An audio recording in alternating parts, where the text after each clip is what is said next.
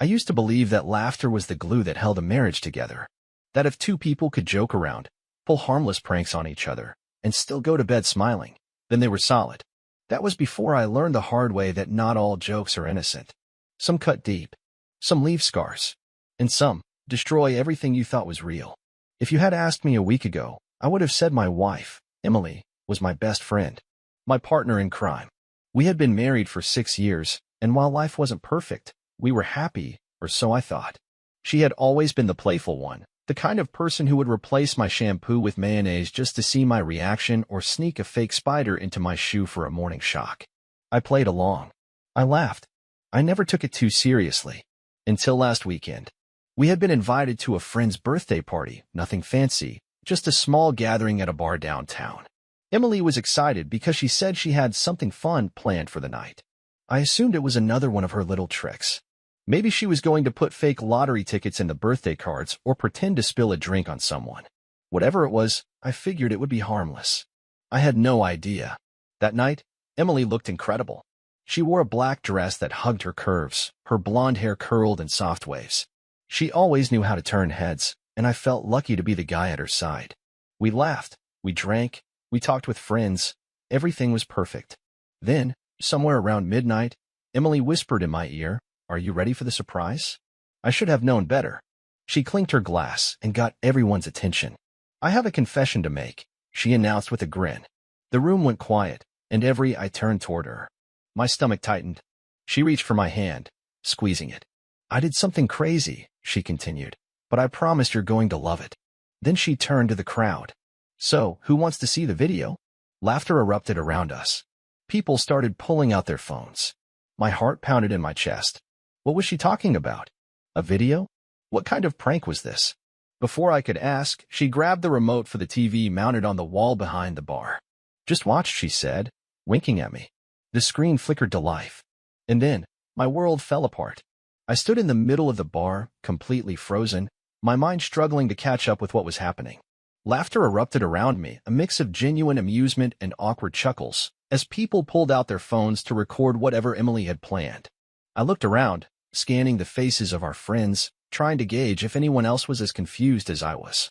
Some of them had wide grins, waiting for the punchline. Others seemed uncertain, exchanging glances as if they weren't sure whether they should be laughing or not. Then Emily turned toward the large screen behind the bar and grabbed the remote. "All right, everyone," she called out, her voice bubbling with excitement. "I have something special to show you all." My stomach clenched. She was still holding my hand, giving it a reassuring squeeze, as if I was supposed to be in on the joke. But I wasn't. And that was the first sign that something was seriously wrong. The screen flickered to life. At first, the video didn't seem alarming, just a shot of a hotel room, dimly lit, with a bottle of champagne sitting on the nightstand. Then the camera panned, and my heart stopped. Emily. She was sitting on the edge of the bed, her blonde hair cascading over her shoulders, holding a glass of champagne and smiling at the camera. The room was too intimate, too carefully arranged to be anything innocent. A nervous murmur ran through the crowd.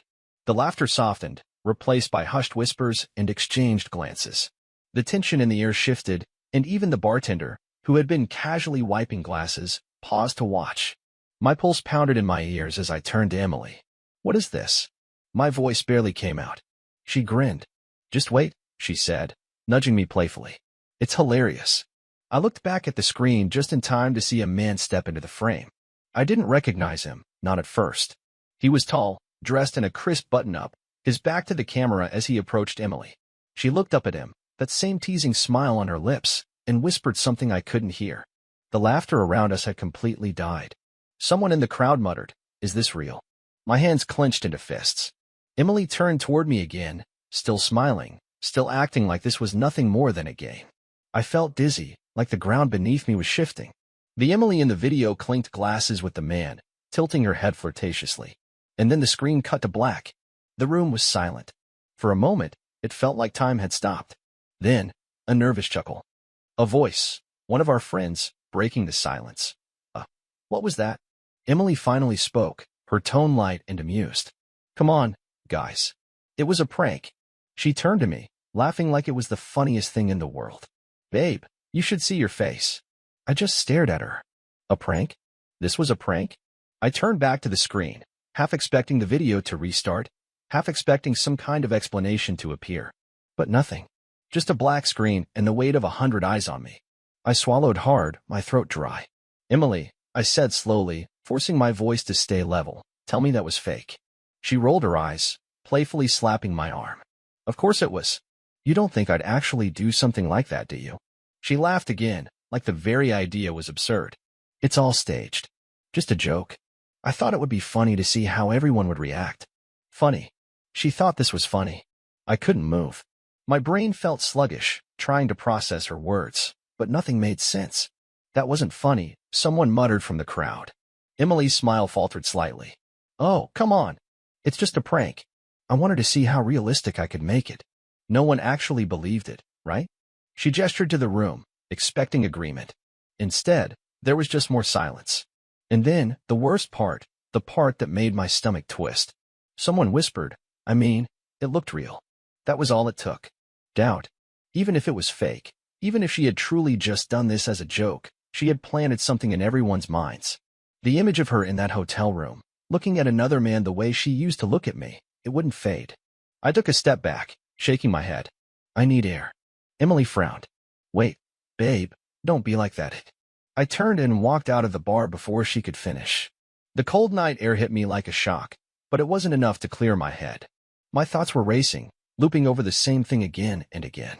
If it was just a joke, why did it feel like the beginning of the end? I walked aimlessly through the cold night air, my breath coming in uneven gasps. I wasn't sure how long I had been walking or where I was even going. All I knew was that I couldn't be in that bar a second longer. My mind replayed the scene over and over, like a cruel joke I couldn't escape. Emily's laughter. The way she beamed as if she had pulled off the prank of the century. The flickering expressions of our friends, shifting from amusement to discomfort. And worst of all, that one voice in the crowd, it looked real. That was what truly haunted me. It didn't matter if Emily had intended to cheat or not. It didn't matter if the whole thing was staged, if the man in the video was a paid actor, if the champagne bottle had never been opened. What mattered was the seed of doubt she had planted. The image of her in that hotel room, whispering to another man, would never leave me. And she thought it was funny. I stopped walking, leaning against a street lamp, trying to catch my breath. I pulled out my phone and saw the endless string of texts from Emily. "Emily, babe, where are you?" "Emily, seriously, come back inside." "Emily, oh my God, you're really doing this?" "Emily, are you seriously mad over a joke?" "Emily, stop being dramatic." "Emily, fine. Let me know when you're ready to stop sulking." My fingers hovered over the screen. A part of me wanted to call her, to demand an explanation, to make her understand how badly she had messed up. But another part of me, the part that was growing stronger by the second, knew it wouldn't matter. Emily didn't understand. She never had. I needed to talk to someone who actually gave a damn. Without thinking, I scrolled through my contacts and called the only person who might have some insight into what the hell just happened. Mark. He picked up on the second ring, his voice cautious. "Hey, man. I didn't waste time. Tell me the truth. Did Emily really stage that video?" There was a pause. Too long. My stomach tightened. "Mark," I said, my voice dangerously low. "Do not lie to me right now." He exhaled. "Look, I don't know what she told you, but yeah, it was staged." I clenched my jaw. "You swear?" "Yes," he said quickly. "Nothing happened. She just wanted to make it look real. Said it was supposed to be an experiment, to see how people reacted, to test how convincing she could be." My head spun. "An experiment?" Mark sighed. "I told her it was a bad idea, man. I told her you wouldn't take it well. But she kept saying it was all in good fun, that you'd laugh about it later." I let out a bitter laugh. "Yeah, hilarious. I'm serious, man. It was her idea. I barely even wanted to be involved. I believed him. But that didn't make it better. If anything, it made it worse. Because that meant Emily knew exactly what she was doing. She had carefully planned this, rented a hotel room, staged the scene, made sure the lighting was just right. She had gone to extreme lengths to make it believable. And not once had she stopped to consider what it would do to me. I let out a slow breath. "Thanks for telling me. You good?" Mark asked hesitantly. I almost laughed. Not even close. I hung up before he could say anything else. For a moment, I just stood there, my phone still clutched in my hand. The realization settled over me like a weight I could never lift. This wasn't just a prank that went too far.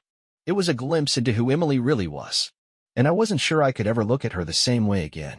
I stood beneath the glow of a flickering street lamp, my phone still in my hand, my thoughts tangled in knots. Mark had confirmed it. The video was staged. No betrayal, no affair, just a carefully planned deception meant to provoke a reaction. But that didn't make it okay. In some ways, it made it worse. I had been sitting with the thought that maybe, just maybe, Emily had gotten carried away with a stupid joke. That maybe she had acted impulsively without thinking through the consequences. But no, she had planned this. She had thought it through. And she had done it anyway. I knew I had to go home eventually. I couldn't just wander the city all night. But the idea of facing her, of hearing her dismiss my feelings again, of seeing that infuriating smirk like I was overreacting, made my skin crawl. Still, I needed answers. So I went back. When I walked into our apartment, Emily was sitting on the couch, scrolling through her phone. She looked up immediately, her expression shifting from boredom to frustration. Finally, she said, standing up. I was about to call you again. Are you done sulking? The sheer casualness of her words sent a fresh wave of anger through me. Emily, I said slowly, do you even realize what you did? She scoffed. Oh my God, are we still talking about this? I clenched my jaw. Yes, because it's not a joke to me. She rolled her eyes. Okay, fine. You're mad. I get it. But I seriously don't understand why you're acting like this is the end of the world. I stared at her. Because you made a spectacle out of our marriage.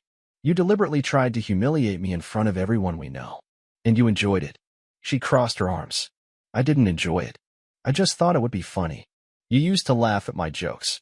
What happened? I let out a humorless laugh. What happened? You escalated from pranking me with fake spiders to pretending to cheat on me in front of our entire friend group. That's what happened. Emily groaned, dragging a hand down her face. You're making such a big deal out of nothing. It's not like I actually did anything. I exhaled sharply, trying to keep my voice steady. That doesn't matter. The fact that you wanted people to think you did, that matters. She shook her head, exasperated. You know what? If you weren't so insecure, this wouldn't even be an issue. I went still. Emily seemed to realize she had crossed a line, because she quickly added, I didn't mean it like that. No, I cut her off, my voice quiet. You meant it exactly like that. Silence settled between us. For the first time, I wasn't just angry. I was tired. Tired of justifying my feelings. Tired of being treated like I was overreacting. Tired of being with someone who enjoyed seeing how far she could push me before I finally snapped. I ran a hand over my face, exhaling slowly. I need some space. Emily frowned. Oh, come on. You're not seriously, eh? I'm not leaving forever, I said, grabbing my keys. But I am leaving for tonight. Because I can't do this right now. Her arms dropped to her sides, and for the first time, I saw something other than amusement or irritation in her eyes. I saw fear. But I didn't stay long enough to let it change my mind. I walked out the door. I didn't drive far. Just enough to get some distance, to think without Emily's dismissive words clouding my mind. I ended up in a quiet parking lot near the waterfront, the soft lapping of the waves the only sound filling the silence. I leaned back in my seat, gripping the steering wheel, letting my thoughts settle. Emily's reaction back at the apartment played over in my mind. She hadn't apologized. She hadn't even tried to understand why I was upset. Instead, she acted like I was being overly sensitive, as if my feelings were just another inconvenience for her to roll her eyes at. And the worst part? This wasn't the first time. I had ignored the signs for years, convincing myself that Emily's teasing was just her personality. That the way she poked at me in front of friends, the way she dismissed my concerns when I felt uncomfortable, was just harmless fun. But it wasn't harmless. Not when I was sitting here, alone, questioning if the person I had married even respected me. I sighed and pulled out my phone. I had one unread message. Rachel, hey, I don't know what happened, but if you need to talk, I'm here. I hesitated for a moment, then called her. She picked up almost immediately. All right, what's going on? I let out a slow breath. It's Emily. She pulled a prank tonight, and I don't know how to feel about it. I told her everything. The staged video, the way Emily had laughed, how she had refused to acknowledge why it hurt me. Rachel listened without interrupting, but I could hear her getting angrier by the second. When I finished, she let out a sharp breath. Wow. Just, wow. That's a whole new level of messed up. I ran a hand down my face. Yeah. Rachel was silent for a moment before she said, look, I know you probably don't want to hear this, but this isn't new. Emily's been doing stuff like this for years, just never this extreme. I frowned. What do you mean? She hesitated. I never wanted to interfere in your marriage, but I've seen the way she treats you. The way she makes fun of you in front of people, how she always has to be the center of attention. And every time you call her out, she flips it on you. Makes you the bad guy. That's not normal, bro. That's not love. I swallowed hard. You think she meant to hurt me? Rachel sighed. I don't know, but I do think she enjoyed seeing what she could get away with. And honestly, that's just as bad. I leaned back in my seat, staring at the roof of my car. Rachel's words hit something deep inside me, something I had been trying to ignore. She was right. Emily had spent years pushing boundaries, seeing how far she could go before I pushed back. And now? She had crossed a line I couldn't ignore. Rachel's voice softened. What are you going to do? I exhaled. I don't know yet, but I can't just pretend this never happened. And for the first time since I had walked out of that bar, I felt a strange sense of clarity. I wasn't overreacting. I wasn't crazy. And I wasn't going to let Emily convince me otherwise. I sat in my car for what felt like hours, staring at the dashboard, my mind still processing everything Rachel had said. She had confirmed something I had been afraid to admit. This wasn't just about one bad joke. It was about years of Emily pushing my limits, seeing how far she could go before I snapped. The truth was, I had been making excuses for her behavior for a long time. But now, there were no more excuses left. I wasn't sure how long I had been gone when I finally pulled back into our apartment parking lot. It was late, the streets quiet, the glow of the city casting long shadows against the pavement. My stomach churned as I stepped out of the car, knowing that whatever happened next, things would never be the same between me and Emily. I let myself in, half expecting her to be asleep, but she was still awake, curled up on the couch with her phone in her hands. When she saw me, she sat up, her expression unreadable. You're back, she said. I nodded, shutting the door behind me. There was a long silence before she finally spoke again. Are you done being mad? I stared at her, the sheer casualness of her words making my chest tighten. She still didn't get it. I took a slow breath, steadying myself. Emily, do you even understand why I left? She rolled her eyes. Because you overreacted to a joke? I clenched my jaw, forcing myself to stay calm. No, because what you did wasn't just a joke. It was humiliating. It made me question if I could even trust you. She scoffed. Trust me? Are you serious? You know nothing happened. The video was fake. That's not the point. My voice rose before I could stop it, frustration boiling over. I ran a hand through my hair, exhaling sharply. Emily, you wanted people to believe it was real. You wanted to see me react. That's not a prank. That's messing with our marriage just to see what would happen. She crossed her arms, looking irritated now. Oh, come on. If the roles were reversed, I wouldn't have freaked out like this. I laughed, but there was no humor in it. Oh, really? If I made a fake video of me in a hotel room with another woman, showed it to all our friends, and then told you to lighten up, you wouldn't be upset? She hesitated. That hesitation told me everything. I shook my head. You wouldn't be laughing. You'd be hurt. You'd be furious. But when it happens to me, it's just a joke. Emily sighed heavily, like I was exhausting her. Okay, fine. Maybe I didn't think it through. But you're seriously going to hold this over my head forever? I swallowed hard. I don't want to hold it over your head. I just want to know that you actually care about how this made me feel. She shifted uncomfortably, picking at the hem of her shirt. Of course, I care. Then say you're sorry. She scoffed. Oh my God, are we really doing this? You know I didn't mean to hurt you. I nodded slowly, a strange numbness settling in my chest. That's what I thought. I turned toward the bedroom, not trusting myself to say anything else. Where are you going? She asked, her voice sharp. To sleep. She huffed. So that's it? You're just going to be mad at me forever? I didn't answer. Because I wasn't mad anymore. I was just done. I lay in bed that night, staring at the ceiling, my mind racing too fast to let me sleep. Emily was in the next room, probably scrolling through her phone like nothing had happened, probably waiting for me to get over it, like I always did. But this time, something was different. I wasn't just upset. I wasn't just angry. I was tired. For the first time, I wasn't trying to figure out how to fix things. I wasn't running through the usual mental gymnastics, convincing myself that Emily hadn't meant to hurt me. I was finally seeing things for what they were. And I couldn't unsee them. When the sun started creeping through the blinds, I knew I couldn't put this off any longer. I needed answers. And more than that, I needed to decide if this marriage was even worth saving. I got up, walked into the living room, and found Emily still on the couch. She must have fallen asleep there, her phone resting on her chest. As soon as I stepped closer, she stirred, blinking up at me. "You're up early," she mumbled, stretching. Then she frowned. "Wait, did you even sleep?" I shook my head. "We need to talk." She groaned, rubbing her temples. "Are we still on this?" I ignored that. "Why did you do it?" Emily sighed. "Do what, exactly?" I clenched my jaw, forcing myself to stay calm. "Why did you make that video? Why did you think it was funny?" She rolled her eyes. "I already told you. It was just supposed to be a prank, something fun to shake things up." "Shake what up?" I asked, genuinely curious now. "Were things boring for you? Were you trying to get a reaction out of me?" She hesitated, shifting slightly. "I mean, yeah, kind of." My stomach twisted.